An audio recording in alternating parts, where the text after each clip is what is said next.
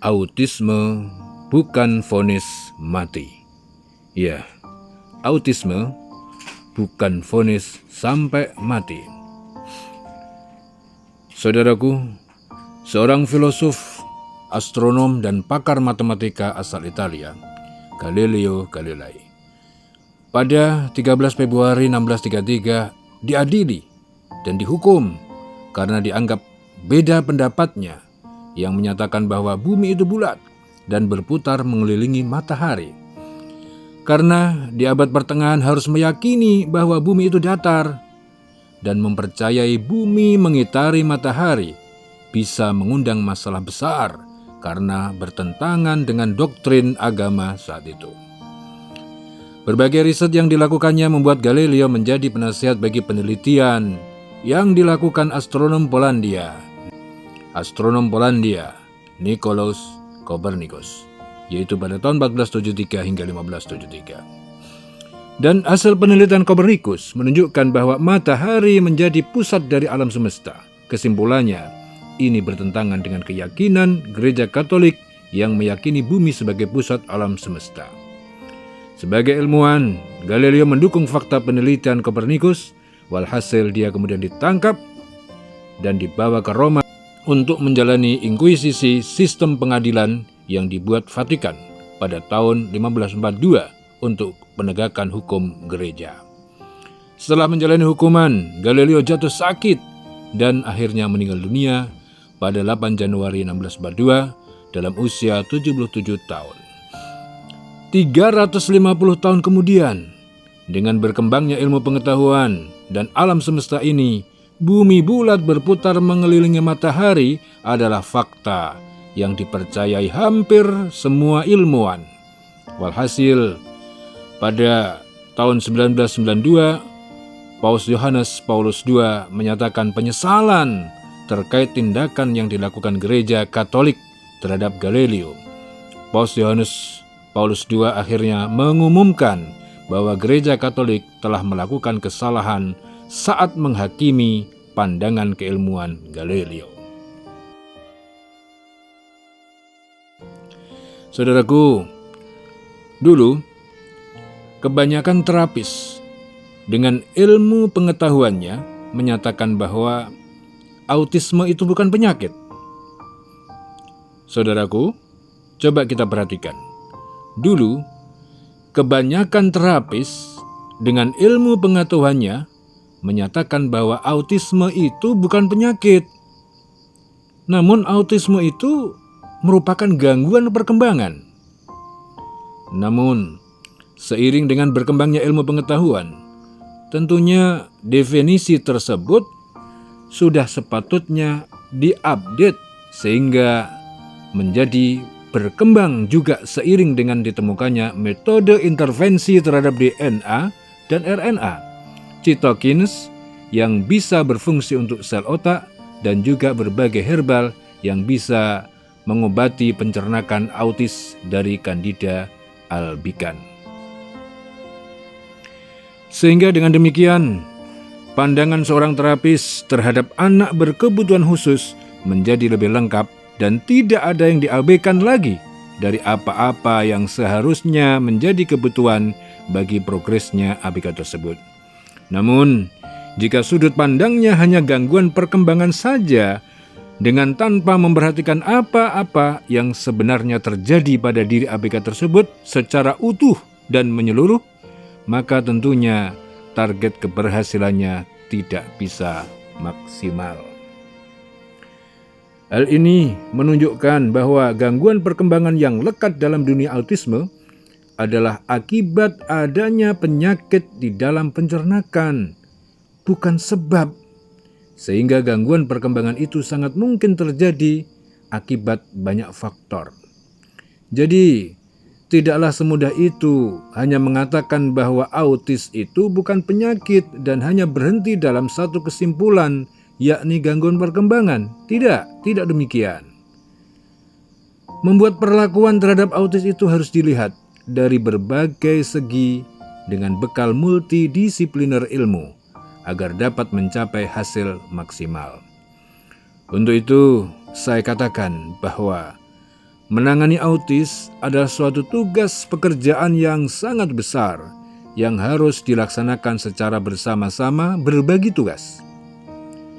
Hal yang perlu disadari oleh semuanya yang akan terlibat dalam pengasuhan para duafa, autisme, retardasi mental dan sebagainya, atau anak berkebutuhan khusus adalah memahami benar bahwa struktur makhluk, khususnya manusia itu sangatlah unik. Antara satu dengan lain, mikro dan makro kosmos sangat memberikan pengaruh dan dampak positif bagi anak berkebutuhan khusus ataupun autis. Gangguan perkembangan yang cukup berat ini dapat mempengaruhi seluruh aspek perkembangan jika tidak ditangani dengan tepat sasaran. Aspek perkembangan yang terhambat biasanya menyangkut aspek kognitif, sosial, emosional, dan komunikasi. Jadi, kita harus menyiapkan diri, menerima kenyataan dengan besar hati bahwa anak akan tertinggal di aspek-aspek tersebut bila dibandingkan dengan anak lain seusianya. Selain itu, orang tua dan keluarga yang mengasuh juga dituntut untuk mampu mengatasi tekanan psikologis yang mungkin dirasakan sehingga dapat mengurangi rasa frustasi yang mungkin muncul ketika mengasuh mereka. Saudaraku, di sisi lain harus pula diketahui bahwa autisme bukanlah vonis sampai mati.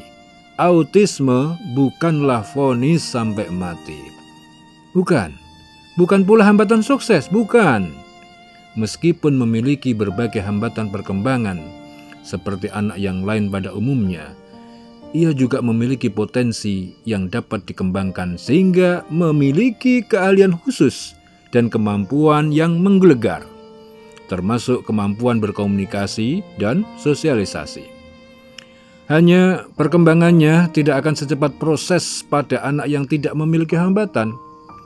Jika anak lain begitu mendengar percakapan orang-orang di sekelilingnya, dengan cepat ia menangkap mulai suku kata dan kemudian kalimat. Tidak demikian halnya dengan anak duafa autis ataupun anak berkebutuhan khusus yang mengalami hambatan berbicara. Oleh karena itu, anak autis membutuhkan stimulasi lebih banyak dan rentang waktu lebih panjang agar mampu mengejar ketertinggalannya dibanding dengan anak-anak yang lainnya. Saudaraku, sekarang ini telah banyak metode dan terapi untuk mengintervensi anak autis atau anak berkebutuhan khusus. Untuk menentukan metode terapi yang paling tepat, sebaiknya dikonsultasikan kepada ahlinya, psikiater, dokter, praktisi NLP, Neuro-Linguistic Programming, akupunturis, herbalis, dan lain sebagainya yang akan menanganinya. Bila terapi dilakukan secara intensif, dari berbagai pengalaman menunjukkan kemampuan anak mengalami proses perkembangan yang lebih baik. Tentunya sikap realistis orang tua dalam menangani anak sangatlah berpengaruh. Dan hal yang perlu dicamkan adalah terapi apapun yang diberikan pada anak autis bukan merupakan solusi yang instan. Jadi, terapi apapun yang diberikan kepada anak berkebutuhan khusus bukan merupakan solusi yang instan. Tentunya kita tidak perlu putus harapan. Penelitian mengenai autisme terus-menerus dilakukan dan setiap saat akan ditemukan hal-hal baru yang dapat menambah pemahaman kita mengenai anak berkebutuhan khusus. Jadi, penelitian tentang autisme harusnya terus-menerus dilakukan terus-menerus setiap saat agar supaya dapat ditemukan hal-hal baru yang dapat menambah pemahaman kita mengenai anak berkebutuhan khusus tersebut. Terobosan-terobosan baru mengenai terapi duafa sangat variatif. Penelitian awal Kanner contohnya sekitar 11-12% anak-anak penyandang autisme ternyata setelah dewasa mampu berfungsi layaknya orang dewasa yang normal. Padahal mereka hampir tidak menerima intervensi atau dukungan terarah. temuan ini membesarkan harapan bahwa dengan intervensi dan edukasi khusus, jumlah penyandang autisme yang berfungsi normal di masyarakat dapat terus berkembang dan lebih banyak jumlahnya. Banyak contoh kasus anak yang semula didiagnosis autis dapat berperilaku normal setelah menjalani serangkaian terapi secara intensif dan optimal.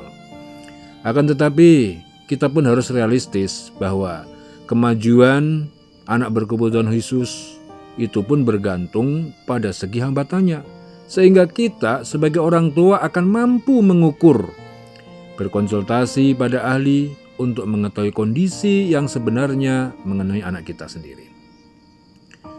Saudaraku, secara klinis seorang penyandang autisme dinyatakan sembuh bila tidak tampak menunjukkan perilaku autisnya lagi. Akan tetapi, walau sudah dinyatakan sembuh, harus pula istiqomah dalam membiasakan karakter positif karena autisme biasanya menyisakan gejala-gejala sisa. Gejala sisa ini biasanya berbeda pada setiap orang, bergantung pada hal yang menjadi faktor keterpakuannya. Kesembuhan gangguan autisme yang selama ini terjadi tidak dengan serta-merta membuat anak menjadi terampil berkomunikasi dengan lancar, seperti anak yang lain pada umumnya. Namun, di Tadabbur Center Kudus, sangat beda kenyataannya. Karena apa? Karena di Tadabbur Center Kudus, anak sudah terbiasa distimulasi dengan ayat-ayat Al-Quran yang setiap harinya, sehingga komunikasinya sudah terlatih secara otomatis dan menjadi permanen serta hafal Al-Quran. Wallahu a'lam bishawab.